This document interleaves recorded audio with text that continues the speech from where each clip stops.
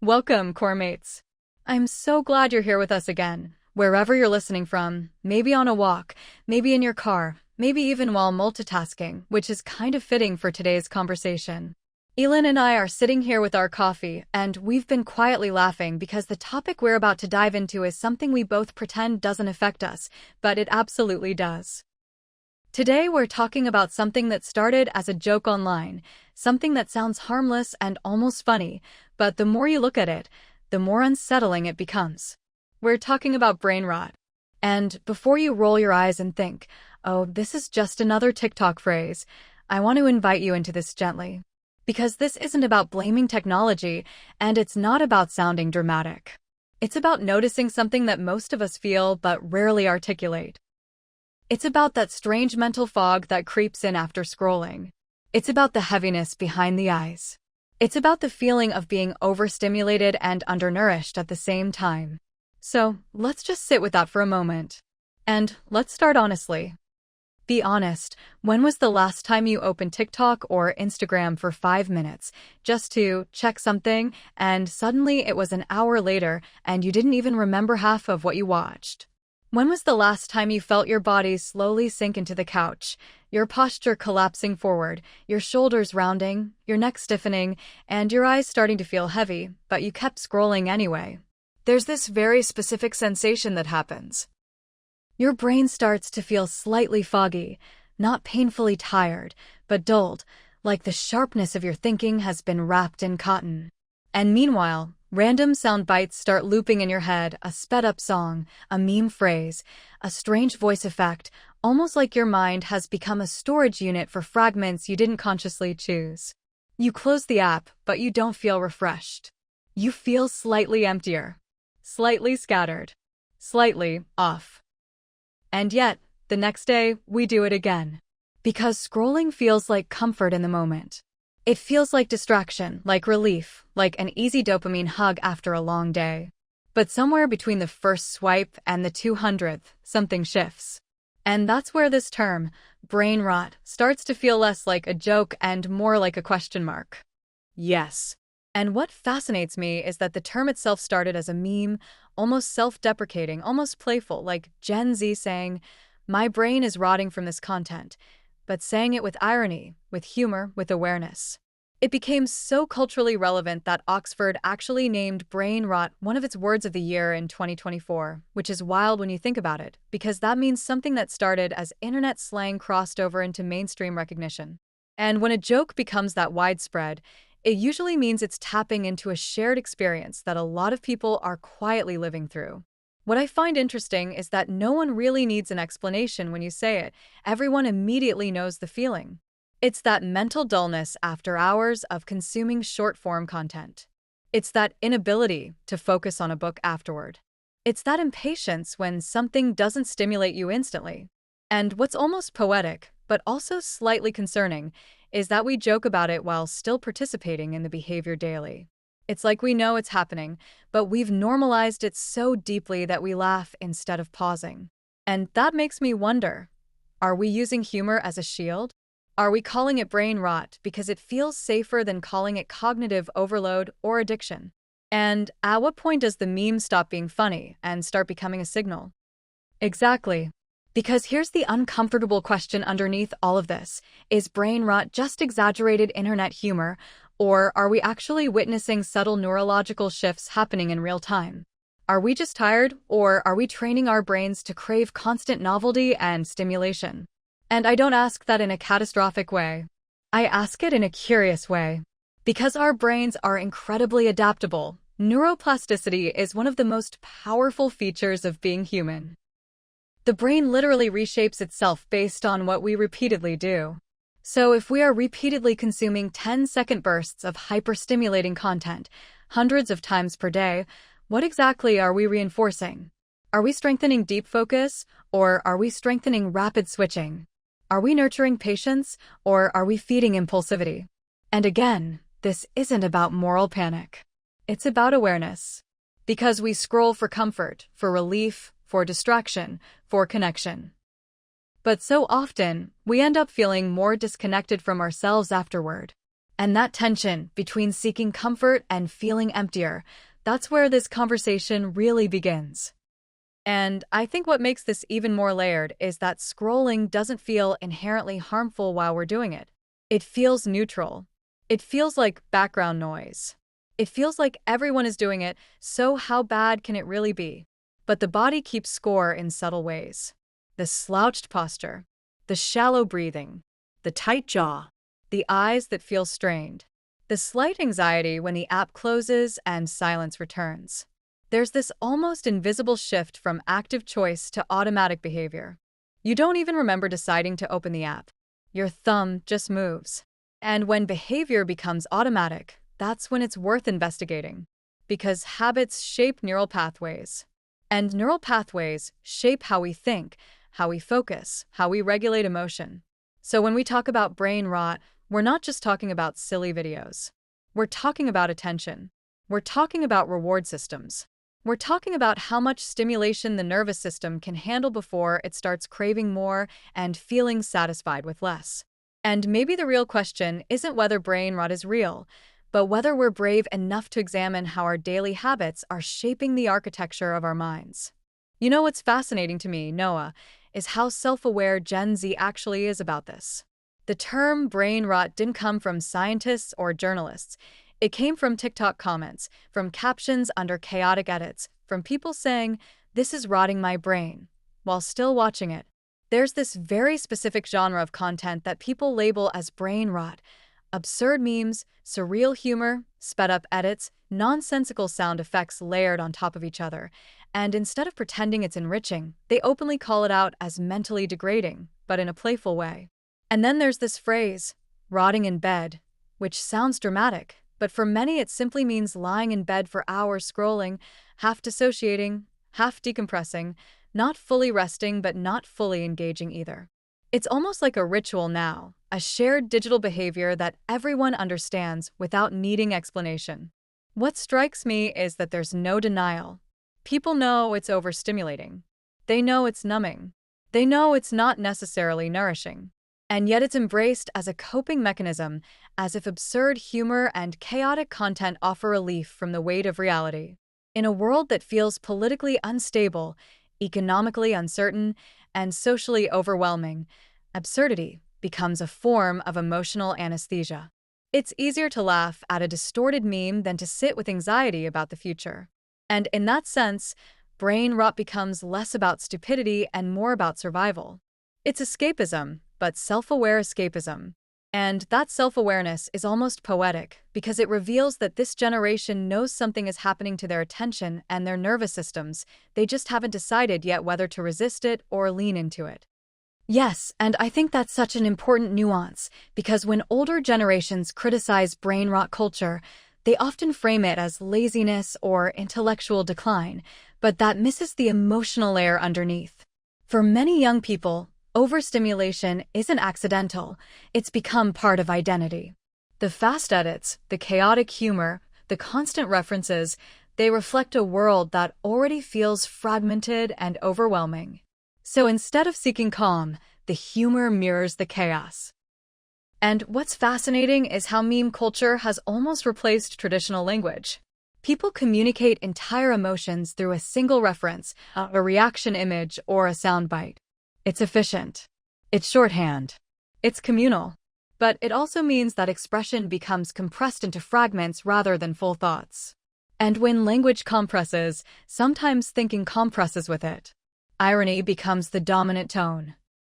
Nothing is fully serious. Everything is layered in sarcasm, and vulnerability is often wrapped in humor so it doesn't feel exposed. Irony becomes protection. If everything is a joke, then nothing can hurt you too deeply. But I wonder what happens when irony becomes the default emotional setting. Do we lose depth? Or are we just adapting creatively to an overwhelming environment? Because the line between adaptation and erosion is very thin. And that's why this conversation feels delicate. We're not here to condemn humor or creativity, but to ask what it might be costing us cognitively and emotionally. Exactly, and I think the concept of overstimulation as identity is something we don't talk about enough. There's almost a badge of honor quality to saying, my attention span is destroyed, or this is peak brain rot, as if acknowledging the decline makes it harmless. It's like we've collectively agreed that constant distraction is normal, so instead of resisting it, we incorporate it into who we are. And when something becomes part of identity, it becomes harder to question. If your humor style, your references, your community language are all built around rapid-fire content and inside jokes, slowing down can actually feel isolating. It can feel like stepping outside the social rhythm. So, in a strange way, brain rot content isn't just entertainment, it's social glue. It's how people connect, relate, and signal belonging. But belonging through overstimulation can have hidden costs. Because while you're laughing at the absurdity, your nervous system is still processing hundreds of stimuli per minute. Your brain is still shifting rapidly between images, sounds, emotions. And that constant shifting trains the mind to expect novelty at high speed. So even though it feels communal and comforting, it may also be subtly reshaping cognitive habits in ways that extend beyond humor. And the tricky part is that when something is both comforting and potentially harmful, we tend to defend it fiercely.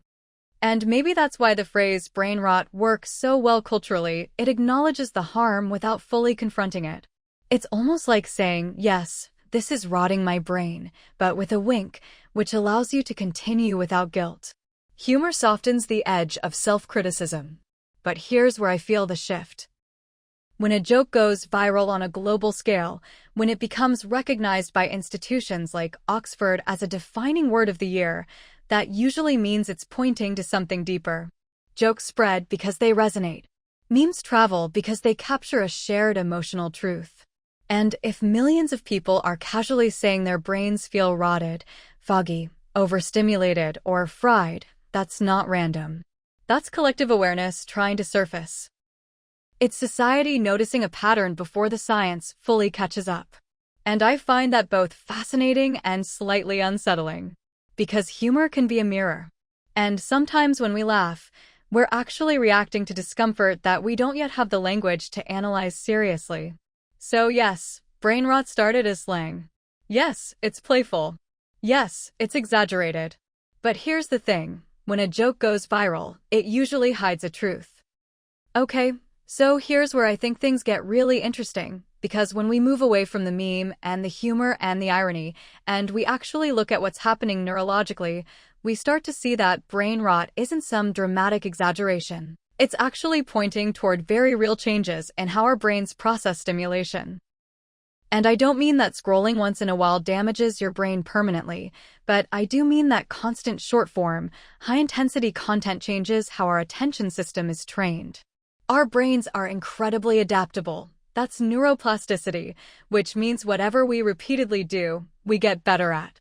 So if we're constantly training our brain to switch attention every 8 seconds, to expect novelty, to chase quick dopamine hits, we're strengthening those circuits.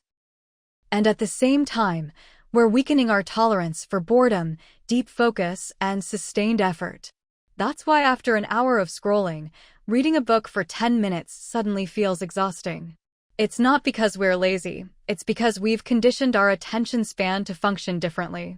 And that's the part that feels important to name, because when something feels like personal failure, it's often actually environmental conditioning. Yes, and what makes it even more complex is that these platforms are designed around variable reward systems, which is the same psychological mechanism used in gambling, where you don't know what you're going to get next, so your brain keeps anticipating the next reward.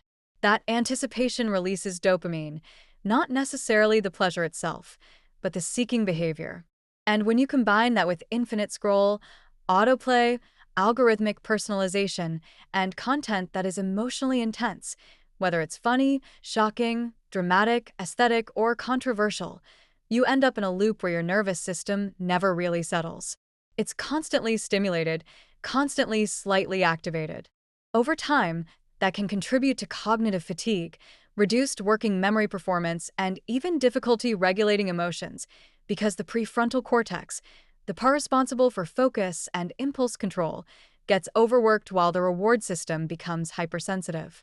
And I think that's why people describe feeling foggy, scattered, restless, or unable to commit to one thing.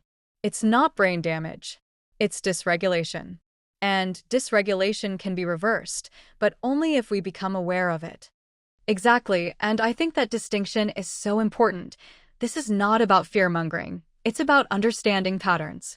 Because when people hear rewiring the brain, they imagine something catastrophic, but what's actually happening is more subtle. We're shaping neural pathways through repetition. And repetition in the digital age looks very different from repetition 20 years ago. Before, repetition might have meant practicing an instrument or rereading notes or having long conversations. Now repetition often means swiping, tapping, skipping, consuming fragments. So our brains become incredibly good at fragment consumption. But deep synthesis, sitting with complexity, tolerating ambiguity, staying with discomfort, becomes harder. And that affects everything from studying to relationships to creativity. You notice it when conversations feel slow, when silence feels uncomfortable, when your hand automatically reaches for your phone during a 5-second pause. That's not weakness, that's conditioning.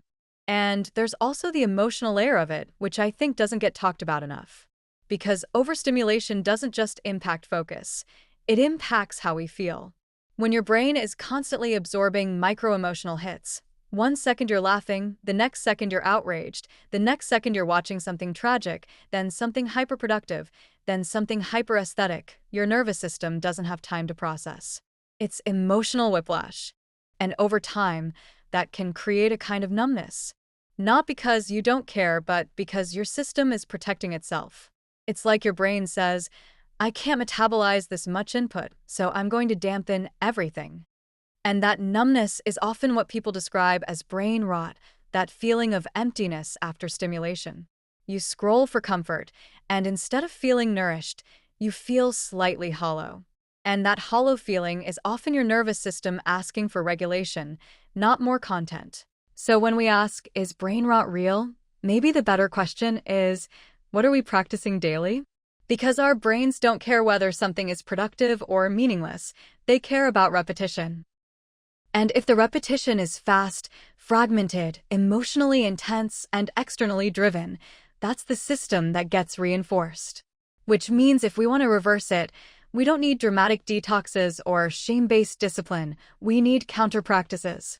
Slower input, longer attention spans, moments of intentional boredom, real conversations that don't have jump cuts.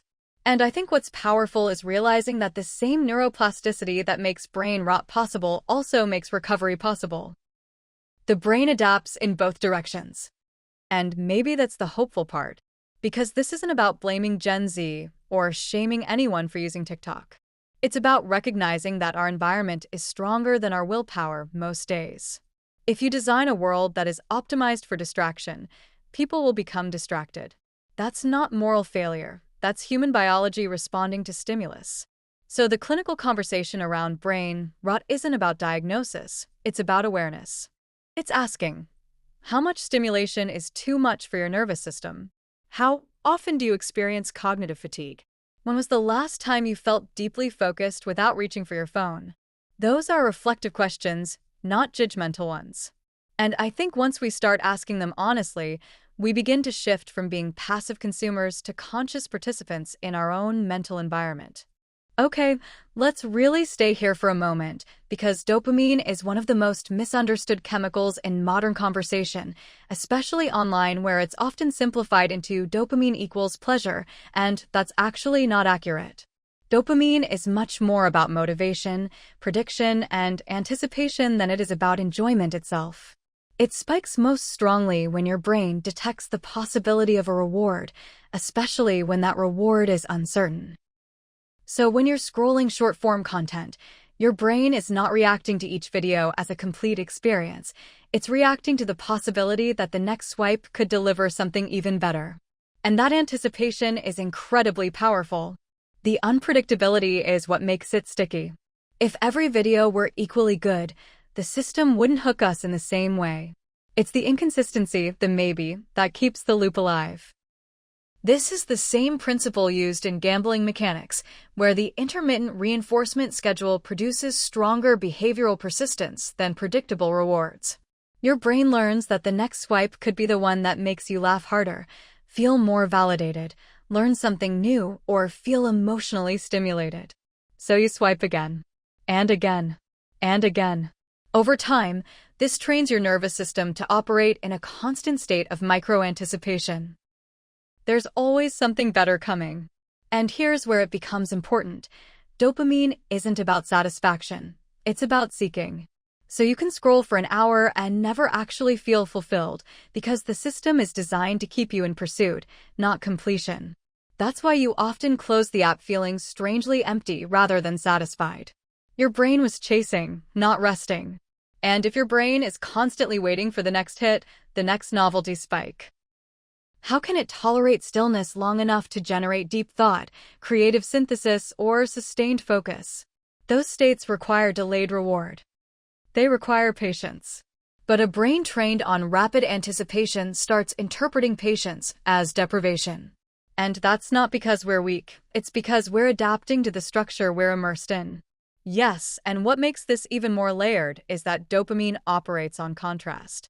When we repeatedly expose ourselves to high-intensity stimulation, fast edits, loud sounds, emotional extremes, bright visuals, constant novelty, the baseline shifts. The brain recalibrates what counts as interesting. So, normal experiences, reading a slow chapter, listening to a long explanation, having a conversation without visual stimulation, can start to feel flat by comparison. Not because they are inherently boring, but because the reward threshold has changed. And that shift doesn't happen overnight. It happens gradually through repetition. The more we reinforce rapid novelty loops, the more our system expects them. There's also the emotional piece. When dopamine-driven seeking becomes constant, it can blur the line between curiosity and compulsion. You're not consciously deciding to stay. Your nervous system is nudging you toward the next stimulus. And because the rewards are intermittent, you rarely feel done. That's why infinite scroll is so psychologically effective. There's no natural stopping cue. In real life, books end, episodes finish, conversations pause. But infinite scroll removes closure. Without closure, the seeking circuit stays open. And when the seeking circuit stays open too long, mental fatigue sets in. So we're not just talking about pleasure loops. We're talking about a chronic state of microarousal in the reward system. And that state makes deep, internally generated satisfaction harder to access. Now let's talk about attention in a more structural way. The prefrontal cortex is essentially the CEO of your brain. It manages planning, impulse control, future thinking, emotional regulation, and the ability to hold information in working memory. When we engage in deep work, like reading, writing, problem-solving, or meaningful conversation, the prefrontal cortex is actively coordinating complex networks. But short-form content doesn't demand sustained coordination. It demands rapid orientation. You're constantly scanning, evaluating, reacting, and moving on. That repeated pattern strengthens fast-switching circuitry. And here's where task-switching costs matter. Every time we shift attention, even briefly, the brain expends energy reorienting. When we scroll, we might switch cognitive contexts dozens of times in a few minutes. Comedy to politics. Politics to fitness. Fitness to trauma story. Trauma to productivity advice. Each shift requires recalibration. Over time, that constant recalibration can create a fragmented attentional style. The brain becomes skilled at sampling, but less practiced at integrating. And integration is where meaning forms. When we can't sustain attention long enough to integrate, we experience cognitive shallowness. It's not about intelligence. It's about training. If we train scanning, we get good at scanning. If we train depth, we get good at depth. Neuroplasticity doesn't judge, it reinforces patterns. And research has begun to show associations between heavy short-form digital consumption and increased impulsivity markers, as well as decreased tolerance for delayed gratification. Again, this isn't deterministic, it's probabilistic. But the pattern is consistent. High-frequency stimulation environments reduce the friction between impulse and action. The more immediate the reward, the less the brain practices waiting. And waiting is a skill. Executive function relies on the ability to inhibit immediate urges in favor of long-term goals. If most of your daily digital interactions reward immediacy, that inhibitory muscle doesn't get as much exercise. There's also evidence suggesting that chronic multitasking and rapid media switching correlate with reduced working memory efficiency. Working memory is what allows you to hold and manipulate information. If it's overloaded with constant new input, retention decreases. And then we wonder why we read a paragraph and forget it immediately. It's not moral failure. It's cognitive overload.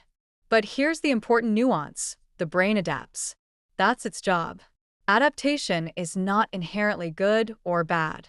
The real question is, to what environment are we adapting? If our environment prioritizes speed over depth, our brains will optimize for speed. If we intentionally reintroduce depth, the system can rebalance. When we look at neuroimaging studies, especially in behavioral addiction research, we see patterns that help contextualize what might be happening in extreme digital overuse cases. In some addiction-related studies, repeated overstimulation of the dopaminergic system has been associated with reduced sensitivity in reward pathways. That means the brain requires more stimulation to achieve the same level of activation. It's not that pleasure disappears, it's that the threshold rises. Some imaging studies have also observed reduced gray matter density in executive control regions in individuals with severe compulsive digital behavior patterns. Gray matter is involved in processing and regulation. So when we see reductions in executive regions, it suggests diminished regulatory capacity in extreme cases. But we have to be careful not to generalize addiction-level findings to everyday users. The brain is not fragile glass that shatters with exposure. It's dynamic tissue responding to repetition. What we also see is strengthening of circuits involved in rapid visual processing, pattern recognition, and reward anticipation. So the brain isn't deteriorating, it's reallocating efficiency. It's optimizing for the demands placed on it. If the demand is rapid novelty detection, that's what it becomes excellent at. But excellence in one area can mean underdevelopment in another if balance isn't maintained. And this is where hope enters the conversation. Neuroplasticity works in both directions. The same capacity that allows the brain to strengthen rapid reward circuits allows it to rebuild focus, impulse control, and sustained attention networks. Studies on mindfulness training, deep work practices, and reduced media multitasking show measurable improvements in executive function and emotional regulation over time. Structural changes are not permanent scars, they are adaptive shifts. When the environment changes, the brain follows. So instead of framing this as we're ruining our brains, maybe we frame it as we're participating in shaping our brains, whether consciously or unconsciously. That framing removes panic and replaces it with responsibility. We are not victims of neuroplasticity, we are partners with it. The brain adapts. That's its job. But the question remains, what do we want it to adapt to? Speed or depth? Reactivity or reflection? Constant seeking or meaningful satisfaction? Because the rewiring is happening either way. Okay, so let's zoom out for a second, because up until now we've been talking about individual brains, individual nervous systems, individual scrolling habits, but this isn't just personal. This is cultural. This is collective. When an entire generation grows up communicating primarily through memes, reaction images, and 10-second video clips, that changes how meaning is transmitted. Humor becomes compressed. Emotion becomes stylized. Conversations become layered in references instead of explanations. And on one hand, that's creative. Meme culture is incredibly intelligent and fast and culturally aware. But on the other hand, it can start replacing depth with shorthand. Instead of saying, "I feel overwhelmed and uncertain about my future," someone posts a chaotic meme that implies it. Instead of having a nuanced political discussion, we drop a sarcastic clip and move on. Irony becomes the default emotional tone. And irony is protective. It creates distance between you and vulnerability. But when irony becomes constant, sincerity can start to feel awkward.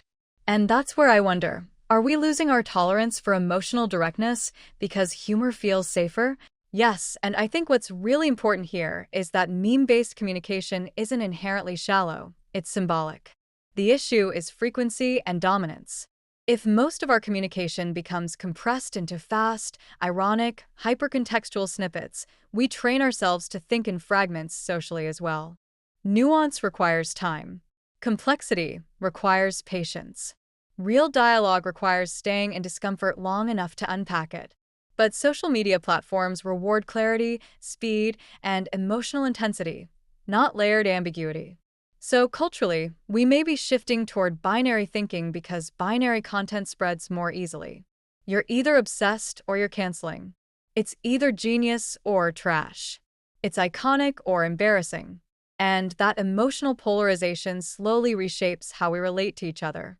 Not because we want it to, but because the system amplifies extremes. And when nuance doesn't get engagement, nuance slowly feels less relevant. And then there's this layer of always online identity performance, which I think is quietly exhausting. We're not just consuming content, we're curating ourselves constantly. Even if you're not an influencer, there's this subtle pressure to present a version of yourself that aligns with trends, humor styles, aesthetic standards, or political positioning. You're aware that everything you post is potentially evaluated. So identity becomes semi-performative.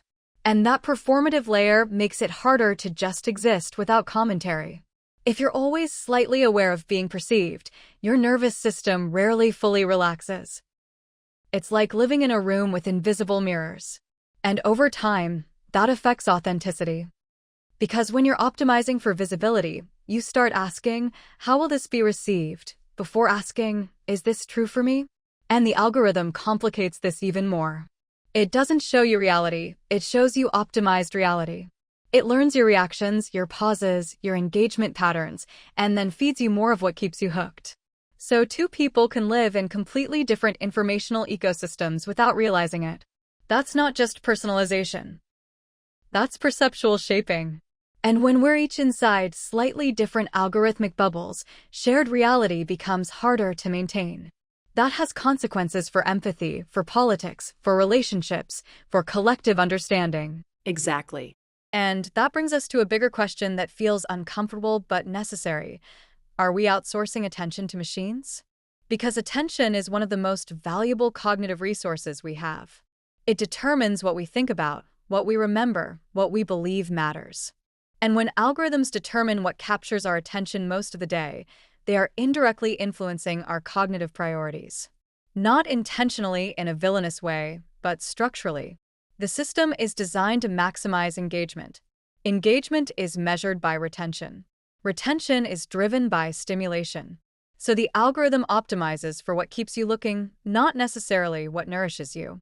And if an entire generation grows up in that system, rarely bored, rarely unstimulated, rarely without input, what happens to imagination?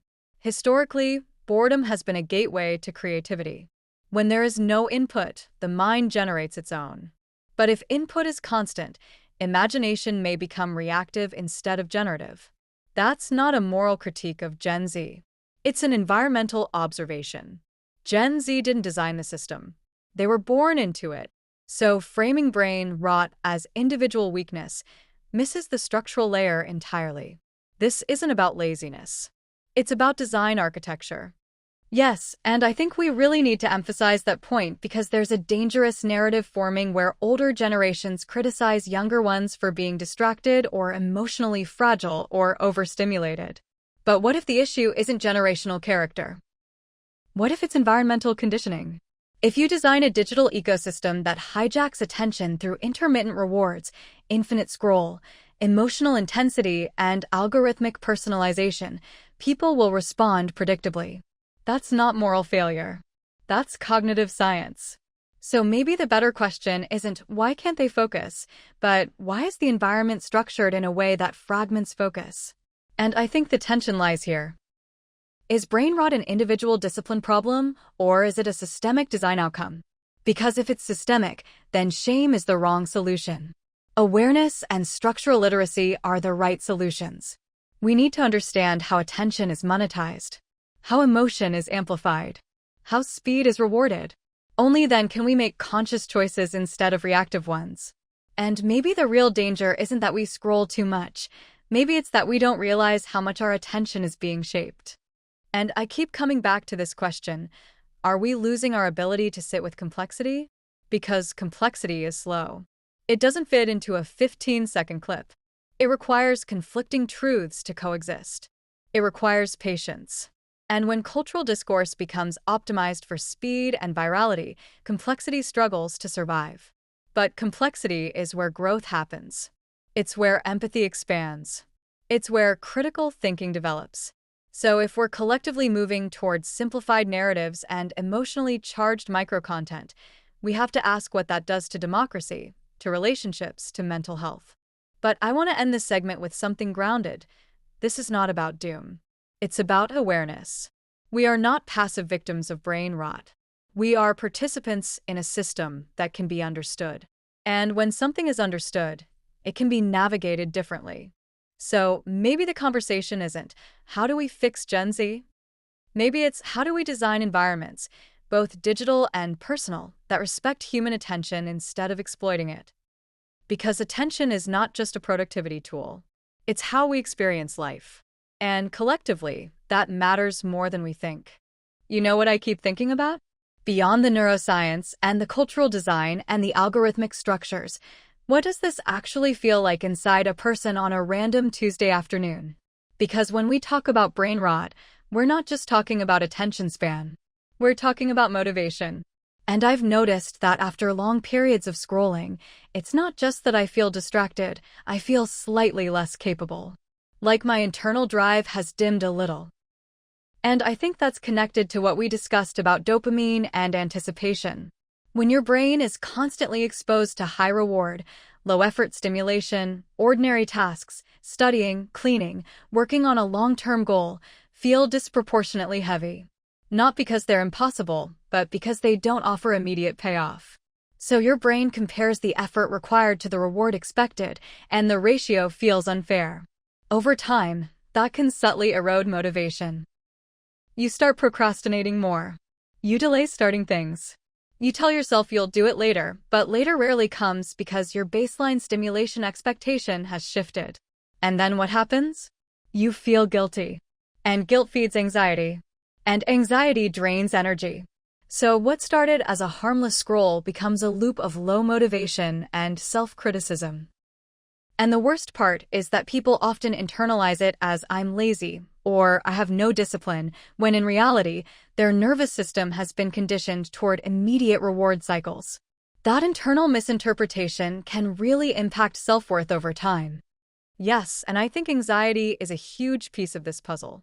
Because when your brain is constantly exposed to fragmented, emotionally intense content, your nervous system doesn't get consistent periods of downregulation. You're always slightly stimulated. Even if the content is funny or light, it's still activating. And when the nervous system is chronically activated, baseline anxiety can rise. It might not feel like a panic attack. It might feel like restlessness, irritability, difficulty sleeping, or that sense of never fully being settled. And when you combine that with comparison culture, seeing curated lives, productivity routines, aesthetic perfection, constant achievement, your sense of adequacy can start to erode. You're not just overstimulated, you're measuring yourself against optimized snapshots of other people's lives. That can quietly distort self-perception. You start asking, why am I not doing more? Why don't I look like that? Why can't I focus like they do? And because the algorithm often shows extreme examples, the most productive, the most attractive, the most dramatic, your reference point shifts. Suddenly average feels insufficient. And that's dangerous for self-worth. Because self-worth needs grounded comparison, not algorithmically amplified ideals. And something else that really stands out to me is emotional regulation. When we constantly consume emotional microcontent, whether it's outrage, heartbreak stories, trauma confessions, political anger, or hyper-inspiring motivational clips, we're moving through emotional states rapidly without fully processing any of them. In real life, emotions need time to metabolize. If something upsets you, your body needs space to calm down. If something inspires you, you need space to integrate it. But when content jumps from one extreme to another within seconds, your emotional system barely has time to settle before it's pulled somewhere else. That can create a kind of internal volatility. You might notice that your reactions become faster, sharper, more impulsive. Or on the opposite end, you might feel emotionally numb, like you're observing rather than experiencing. Both are forms of dysregulation. And again, this isn't about blaming the individual. It's about recognizing that emotional regulation is a skill strengthened by stillness and reflection. If we rarely pause long enough to reflect, that muscle doesn't get reinforced.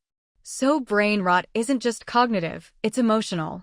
It's about how well we can sit with our own feelings without immediately escaping into stimulation. And that escape piece is important, because scrolling often begins as self-soothing.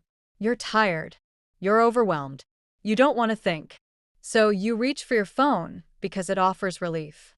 And it does provide temporary relief. It distracts you from discomfort. But distraction isn't the same as regulation. Regulation involves actually processing the emotion.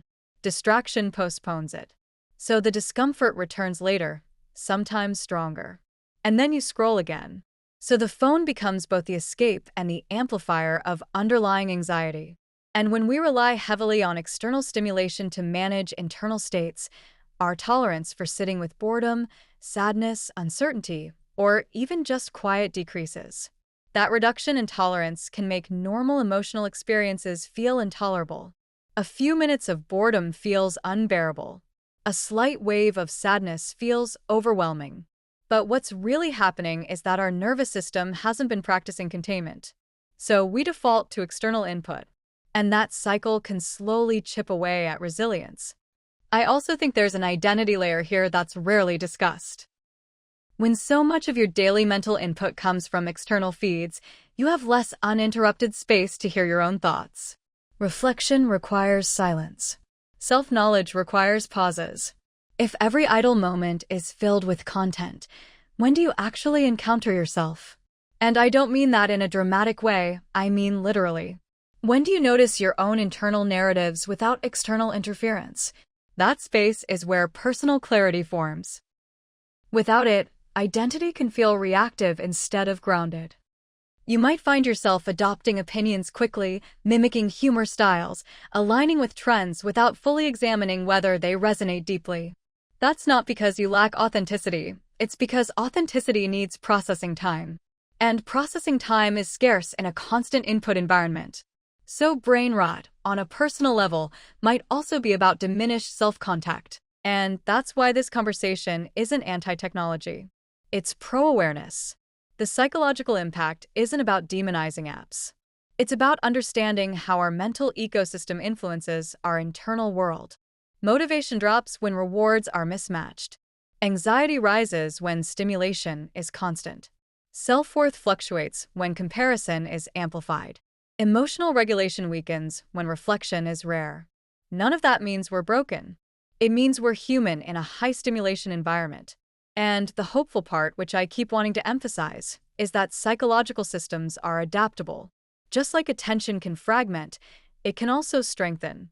Just like anxiety can rise with overstimulation, it can decrease with intentional regulation. Just like self-worth can be distorted by comparison, it can be rebuilt through grounded self-awareness. The same brain that adapts to speed can adapt to depth. But depth requires intention. And maybe that's the invitation here, not to panic, not to shame ourselves, but to gently ask, what am I practicing every day? And does it align with the person I want to become? I think the first time I really noticed it wasn't dramatic. It wasn't some big breakdown moment. It was actually very quiet. I remember sitting down with a book I had been genuinely excited to read, and within maybe 5 or 6 minutes, I felt this almost physical resistance in my body. My eyes were moving across the page, but my brain wasn't absorbing anything. I would read a paragraph, get to the bottom, and realize I hadn't retained a single sentence. And instead of staying with that discomfort, my hand just reached for my phone automatically. It wasn't even a decision. It felt like a reflex. And what struck me was how immediate the relief felt when I opened an app, like my brain sighed in familiarity. But then after 20 minutes of scrolling, I didn't feel better. I felt foggy. My thoughts felt scattered, almost like static noise in the background of my mind. There was this strange mix of overstimulation and undernourishment at the same time. My brain felt busy but empty. And silence, even just sitting on my couch without input, felt uncomfortable, almost itchy. That's when I realized something had shifted. It wasn't that I couldn't focus at all. It was that focus had started to feel harder than distraction. I relate to that so much. For me, it showed up in smaller daily moments, like waiting in line at a grocery store or sitting in the car before going inside somewhere. Those used to be neutral pauses. But at some point, those pauses started feeling intolerable. I would reach for my phone before I even registered the boredom. And when I tried not to, I noticed this subtle anxiety rise in my chest, like I was missing something important. It wasn't dramatic anxiety. It was just this low-level restlessness. And then I began noticing cognitive fog. I would start working on something that required sustained attention, and after 10 minutes, my brain would crave interruption. Not because I didn't care about the task, but because it didn't provide fast enough feedback. My thoughts felt jumpy, like they were trying to escape stillness. And at night, when everything was quiet, silence didn't feel peaceful. It felt loud. That was the moment I realized that my nervous system had gotten used to constant input. It wasn't about productivity. It was about tolerance for stillness. There's also something about reading stamina that really hit me. I used to read for hours without thinking about it. It felt immersive, almost meditative. But after months of heavy short-form content consumption, I noticed that my attention would drift after just a few pages. And instead of curiosity pulling me deeper, I felt this urge to check something, anything, even if there were no notifications. That's when I understood that the issue wasn't notifications, it was internal conditioning. And the emotional part surprised me too. After long scrolling sessions, I didn't just feel distracted, I felt slightly inadequate. Like I had consumed so much information but created nothing. I had witnessed so many other people's lives, but hadn't engaged deeply with my own. It left me feeling strangely empty. And that emptiness is hard to articulate because it doesn't look dramatic from the outside. You're just sitting there. But internally, it feels like your brain is full of fragments that never became meaning. Yes, and I think that feeling of being overstimulated yet undernourished is the perfect way to describe it. It's like eating fast food for your mind. You're consuming constantly, but you don't feel sustained. And I started noticing that after long scroll sessions, my thoughts felt less cohesive. I had snippets of ideas, half-formed opinions, emotional reactions, but no depth. And when I tried to sit quietly, it felt almost intimidating. Silence became unfamiliar territory. There was one moment where I intentionally left my phone in another room and just sat on my balcony for 10 minutes. And the first few minutes were uncomfortable. My brain kept scanning for input. But after a while, something softened. My thoughts slowed. They became more connected. And I realized how rarely I allow that state to emerge. It made me ask myself, when did I stop being comfortable inside my own mind without external stimulation? So I think this is where we turn it to you listening right now. What does your brain actually feel like after scrolling for a while? Not what you think it should feel like, but what it truly feels like in your body. Do your eyes feel heavy? Do your thoughts feel scattered? Do you feel calm or slightly restless? When you put your phone down, does silence feel peaceful or uncomfortable? Because awareness starts with sensation. It's not about judging yourself. It's about noticing patterns. The moment you can name the experience, foggy, restless, overstimulated, undernourished, you regain agency. And maybe the question isn't, how much do you scroll, but what does scrolling leave behind inside you? And maybe also this. When was the last time your brain felt clear? Not entertained, not distracted, but clear. When was the last time you could follow a thought all the way to its end without interruption? When did boredom last long enough to turn into creativity instead of anxiety? Because this segment isn't about fear. It's about recognition. Brain rot, if we want to use that word, isn't always dramatic. It's subtle. It's in the small moments where stillness feels foreign. It's in the reflex of reaching for stimulation before checking in with yourself. And the fact that you're even reflecting on it right now means you're already stepping outside the automatic loop. I feel like one of the hardest things about brain rot, and the reason it sneaks up on you, is that it's not just about losing focus. People often think, oh, I can't concentrate, so I must be distracted, but it's more insidious than that. It touches emotions, energy, and even the capacity to feel normal pleasures. I've noticed myself getting into this strange emotional blunting where I can watch or scroll through content after content, full of humor or sadness or drama, but I don't actually feel much. My heart doesn't race. My face doesn't react. I just absorb and move on, and that's the quiet danger, because the brain is getting used to these spikes of stimulation and dulling the subtle tones of ordinary life. Small joys, like a long walk in the evening or a quiet cup of tea, start feeling underwhelming. The contrast isn't strong enough to register as reward. And that's tied to something neuroscientific, a hypodopaminergic state, where the reward threshold slowly rises and normal experiences no longer feel satisfying, even though they are still good for you. And the impact isn't just emotional. Comparison fatigue is real. Seeing highlights of other people's lives on endless loops trains your brain to evaluate constantly, so even small things you do feel insufficient. That can generate subtle stress all the time, chronic, low-grade, almost invisible. You carry it in your shoulders, in your posture, in the shallow breaths you barely notice. Sleep can start to fray because your nervous system never fully switches off. And the more you rely on hyperstimulation to feel awake or engaged, the less patience you have for slow processes, deep work, or real conversations. Your baseline expectation shifts, and suddenly ordinary life feels boring, underwhelming, almost empty, not because life is worse, but because your nervous system has adapted to artificial extremes. Yes, exactly. And I think that's the subtle trap that most people don't see coming. It's not a dramatic crash. It's this creeping, almost invisible reshaping of experience.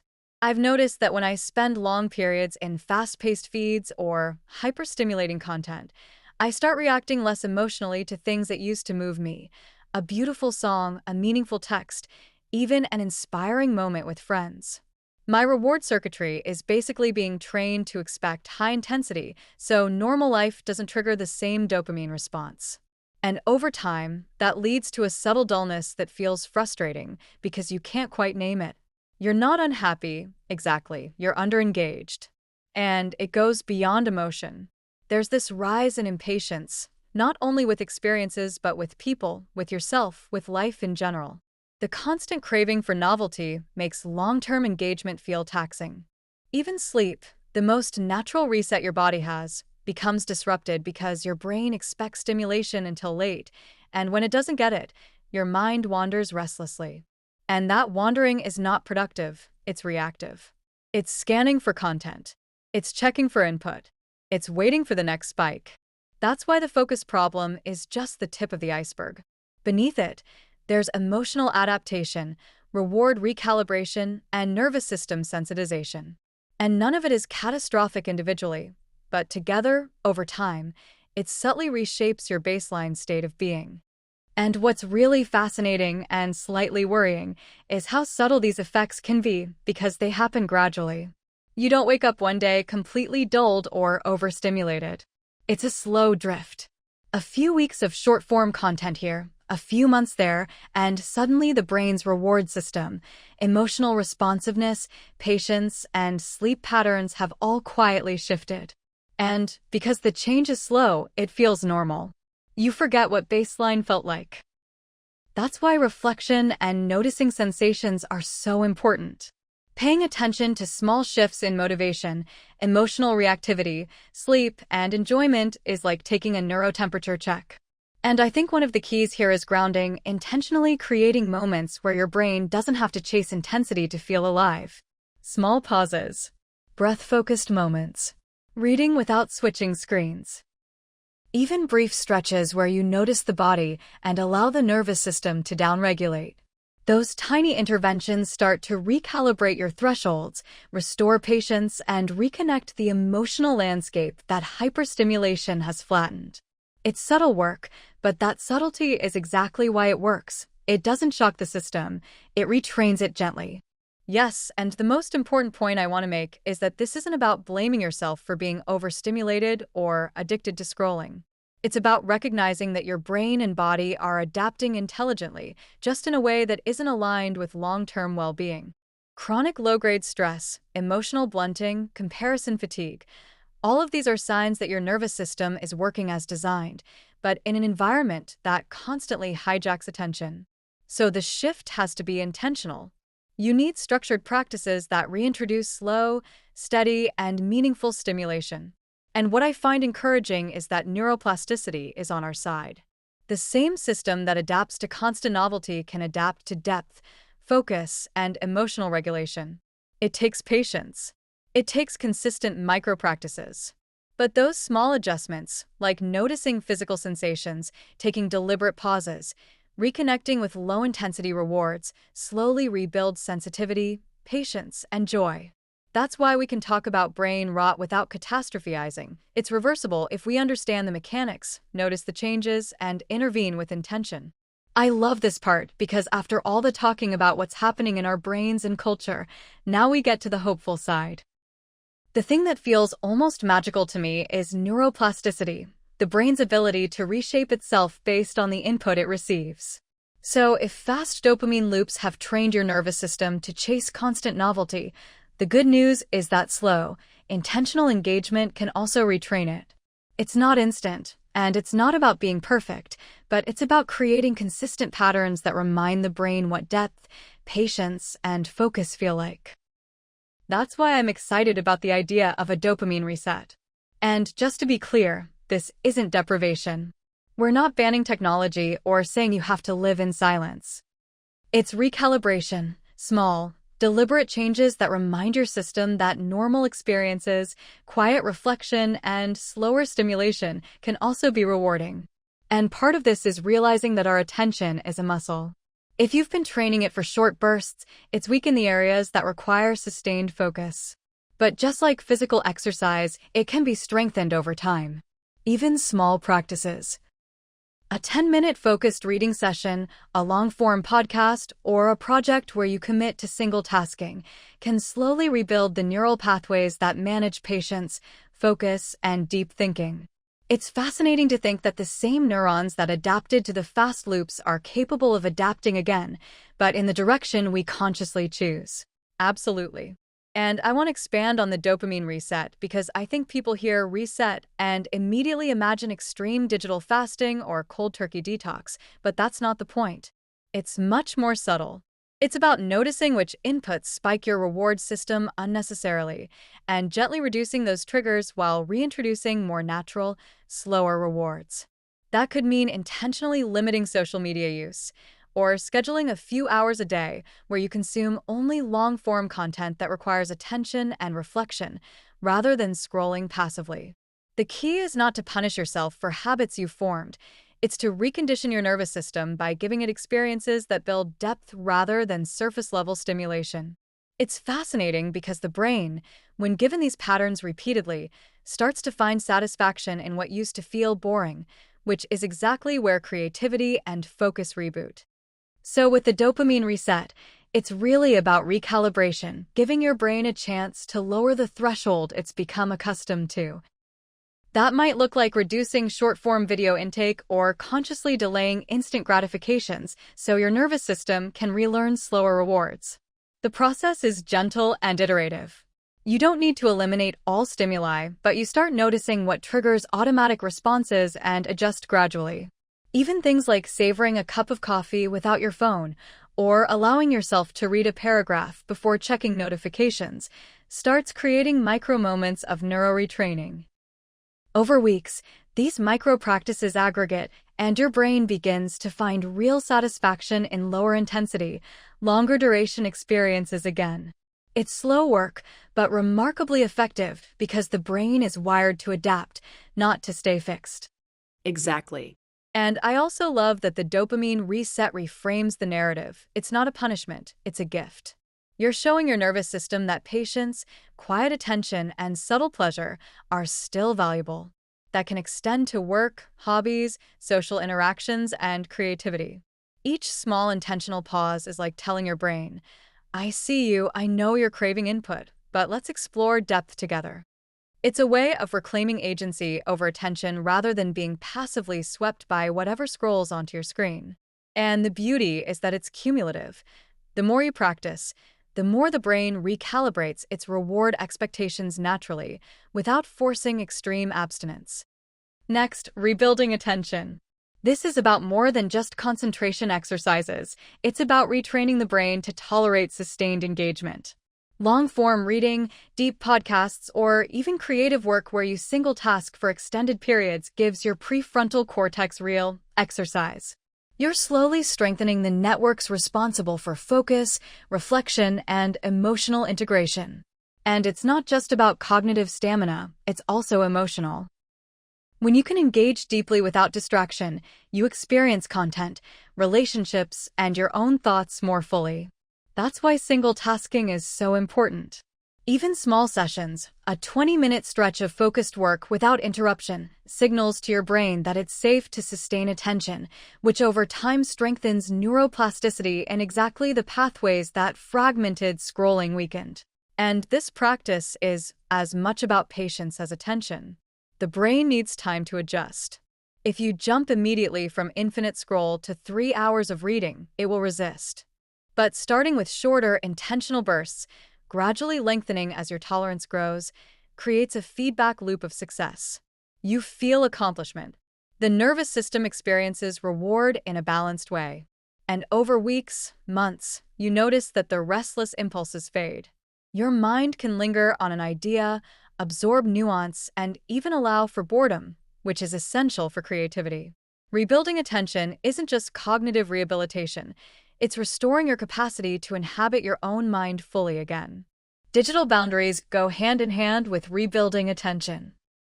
We can't ignore the role of infinite scroll triggers, autoplay videos, and algorithmically curated content. It's not about deleting your apps forever. It's about intentional consumption. Choosing what, when, and how to engage with digital content gives your nervous system breathing space. Even small actions like turning off autoplay, removing push notifications, or using app timers create micro-conditions for your attention and emotional regulation to restore. Essentially, you're redesigning your environment so it supports, rather than hijacks, your brain's natural rhythms. And that's powerful because environment shapes behavior almost unconsciously. So setting these boundaries is less about discipline and more about creating a scaffold that your brain can rely on while rewiring itself. Yes, and digital boundaries also create mental clarity. When you aren't constantly bombarded with unpredictable input, your brain can practice patience, reflection, and choice. You start noticing your own internal cues when you're bored, restless, curious, or creative, instead of defaulting to a screen. And over time, these boundaries become self-reinforcing. You feel more present. You feel calmer. You start reclaiming moments that used to be automatically filled with passive content. The key is not to be harsh or restrictive, but intentional, giving yourself permission to experience life at a pace your nervous system can integrate, which gradually reverses the adaptations caused by hyperstimulation. And finally, reintroducing boredom, something that feels counterintuitive in a culture obsessed with constant input. But boredom is actually fertile ground. Walking without your phone, waiting in silence, letting your mind wander, these moments allow spontaneous thought, reflection, and creativity to emerge. They train tolerance for unstructured time. And surprisingly, these pauses can be deeply satisfying once you notice the richness in them. Your brain is relearning that reward doesn't have to be immediate, intense, or externally sourced. This practice gently resets your nervous system, lowers the constant dopamine threshold, and gives you space to reconnect with your own ideas, emotions, and body sensations. Boredom becomes a tool rather than a void. Exactly, and I think the phrase boredom is where creativity reboots perfectly captures it. Silence, stillness, and understimulation aren't punishments. They're training ground. The mind, when given freedom to wander, can link ideas, solve problems, and even generate joy in unexpected ways. And this isn't theoretical. Many creative people, neuroscientists, and mindfulness practitioners emphasize the importance of unstructured mental time. By slowly introducing these moments, we retrain attention, regulate emotion, and rebuild our internal reward system without guilt or extreme deprivation. And the beauty is that it's cumulative. Small, consistent moments of intentional stillness begin to ripple into larger cognitive, emotional, and even social benefits. I feel like the reason so many people struggle with brain rot is that they're looking for a single, dramatic solution, like deleting apps or going cold turkey, but real change is about subtle, consistent practices. That's why I really love the 4R method: recognize, reduce, replace, rewire, because it gives you a roadmap that's actionable and sustainable. The first step, recognize, is deceptively simple but incredibly powerful. It's about paying attention to the subtle signals your body and mind give you, the scattered thoughts that pop up when you try to focus, the slight anxiety when you're not looking at your phone, the heaviness in your eyes after hours of scrolling, or the strange restlessness when silence creeps in. Just noticing these patterns without judgment is the first act of reclaiming control, because awareness alone starts to interrupt the automatic cycle your nervous system has adapted to. You're essentially holding a mirror to your brain, saying, "I see what's happening," which is the first micro step in retraining your internal reward system. And even doing this for a few minutes a day creates a tiny pause that allows your brain to process, reflect, and slowly adjust, like stretching a muscle before exercising it. Next is reduce. And here, people often overcomplicate it, thinking that they have to eliminate all stimulating content immediately, but reduction is more about gentle recalibration than punishment. It can be small changes. Cutting back 15 minutes from a habitual scroll session, turning off autoplay, or moving notifications out of immediate view. These minor tweaks give your nervous system space to recalibrate. Your reward threshold slowly lowers, allowing ordinary experiences to feel satisfying again. It's the difference between a sprint and a steady jog. You're pacing your brain, letting it relearn how to appreciate slow, steady inputs without overwhelming itself. And the subtle beauty of this step is that it builds self-trust. You begin to feel that you can engage with technology intentionally rather than reflexively, which is an empowering experience that most people don't anticipate when they start. Yes, and what I really want to emphasize is that the third step, replace, is where you actively redirect your attention rather than leaving it vacant. Because if you just reduce stimulation without providing a substitute, the brain craves input and can easily revert to old habits. Replace is about choosing high-quality, intentional content that nourishes attention, emotional depth, and cognitive engagement. This could be reading a long-form article, listening to a deep podcast without skipping, journaling your reflections, or taking a mindful walk that integrates awareness of your breath and body. The key is that these replacements exercise the very neural pathways that short-form content weakened: attention networks, prefrontal cortex circuits for executive function, and emotional integration networks. For instance, even a 20-minute phone-free morning can provide a structured window for your brain to engage in slow processing, curiosity, and introspection. Over time, these replacements create cumulative neural and behavioral shifts that feel subtle at first, but gradually reshape how you experience both online and offline life. And what I love is how accessible these practices are. You don't need a complete lifestyle overhaul to see change. Even small, intentional interventions repeated consistently build momentum. Moving your phone out of the bedroom, taking one long article per week instead of 10 5-minute pieces, or dedicating 10 minutes to focused breathing are all microactions that signal to your nervous system that it can enjoy depth, patience, and subtle rewards. The nervous system is incredibly plastic, which means it learns from repeated patterns. So these micro-practices eventually strengthen attention, patience, and emotional regulation without requiring heroic willpower. It's like giving your brain a gentle workout that it's always capable of adapting to, but in a positive, constructive direction. And then comes the final R, rewire, which is where all the micro-practices, awareness, and replacement behaviors start to integrate into lasting change. This isn't about a single focused session, it's about cumulative practice. Rewire involves intentionally creating moments of sustained attention and deep engagement, long-form reading, single-tasking creative work, mindful movement, or deliberate reflection on thoughts and feelings. Even sessions as short as 10 or 15 minutes daily can start to strengthen the neural networks that manage patience, focus, and emotional regulation. And because the brain learns by repetition, consistent engagement with these practices gradually reverses the adaptations caused by hyperstimulation. It's fascinating because the same neurons that adapted to constant novelty can also adapt to depth and intentionality. You're essentially training your brain to be capable of both rapid processing and slow, reflective processing, which restores balance to your attention and emotional systems. And the emotional component of Rewire is just as important. When you practice deep focus and intentional engagement regularly, you start noticing subtle shifts in mood, motivation, and energy. Small achievements feel meaningful again, and patience becomes more natural.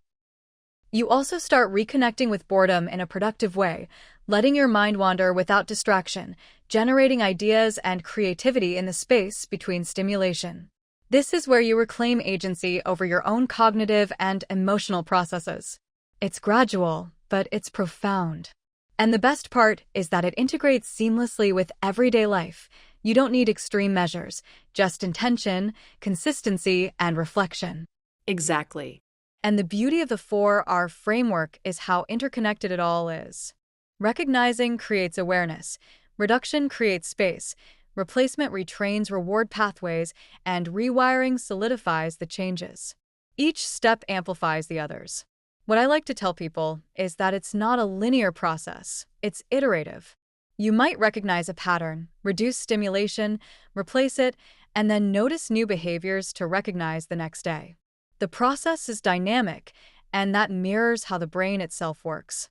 And it's important to underscore that these practices aren't about restriction or guilt. They're about gently guiding your nervous system toward a more balanced, intentional state. You're reclaiming your cognitive and emotional bandwidth in a way that feels nourishing rather than punitive.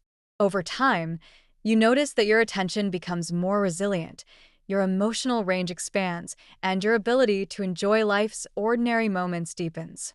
So even small actions, like putting the phone down while brewing coffee, dedicating a few minutes to focus on one task, or allowing silence during a walk, start stacking into meaningful transformation. These aren't flashy changes, but they produce a profound rewiring of both attention and emotional regulation. And when listeners integrate these steps into their daily routines, the brain literally learns to slow down, sustain focus, and enjoy subtle rewards, reversing many of the fragmented patterns created by overstimulation. That's why the 4R method is both practical and deeply hopeful. It gives people a clear pathway to reclaiming attention, emotional richness, and agency over their own mental life. I want to make this absolutely clear before we close. This isn't about blaming technology or saying that scrolling, TikTok, or social media is inherently evil. That perspective misses the nuance. Algorithms are powerful tools designed to capture attention, and they work really well. But the question we've been circling all episode is agency. How much control do we have over what we let into our minds and how we respond to it? Brain rot isn't a moral failing, and it isn't stupidity. It's overstimulation. And the incredible news is that overstimulation can be reversed. With intention, consistent micro-practices, and awareness, we can reclaim our attention, rebuild focus, and reconnect with the depth and richness of everyday experiences. It starts with asking yourself what your brain deserves, what kind of attention you want to cultivate, and noticing the choices you make each day. When I think about it, it's almost revolutionary in its simplicity. Simple actions like putting the phone down for a few minutes, reading deeply, breathing intentionally, or even allowing yourself to experience boredom are not just habits, they're tiny acts of resistance against automatic overstimulation.